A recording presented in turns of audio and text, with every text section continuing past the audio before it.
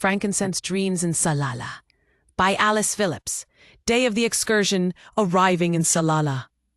The moment I stepped off the ship in Salalah, the scent of the ocean was quickly replaced by something more mysterious. Frankincense, faint but distinct, like history whispering through the air. My guide greeted me with a warm marhaban, and off we went, chasing the traces of ancient trade along the legendary Frankincense Trail. Stop 1. Tomb of Prophet Job, Nabi Ayub. High up in the green hills of Dhofar, the air shifted, cooler, quieter, holier somehow. We reached the tomb of Prophet Job, a revered Islamic pilgrimage site. Stepping inside, I was struck by the serenity. The tomb was simple, almost austere, but deeply moving. My guide softly shared the tale of Job, his patience through suffering, his unwavering faith, and I felt a chill that had nothing to do with the mountain breeze. I'm not religious, but there was a powerful humility in that place. Summary of the moment. Standing before Job's tomb, I felt the weight of endurance and quiet strength. Stop 2. Taka Castle.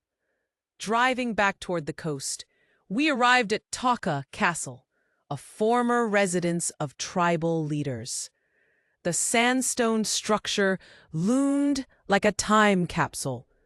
I wandered its watchtowers, peered out over the palm-fringed coast, and imagined life here centuries ago.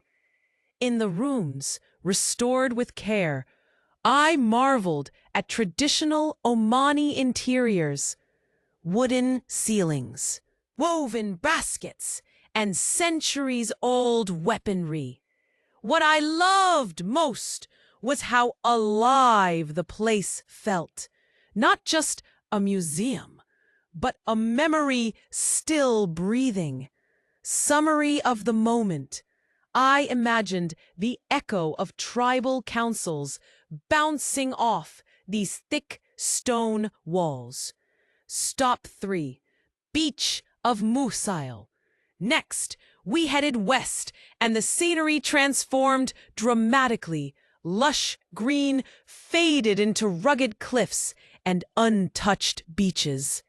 Then, imagine white sand so soft it slips through your fingers like silk. Waves crashing with hypnotic rhythm. And most dramatically, blowholes. Yes, real ones. As the tide surged, water erupted from the limestone cliffs like geysers, hissing and roaring like nature's applause. I squealed like a kid every time the water shot skyward. Summary of the moment: salt on my lips, wind in my hair, and nature literally bursting at my feet.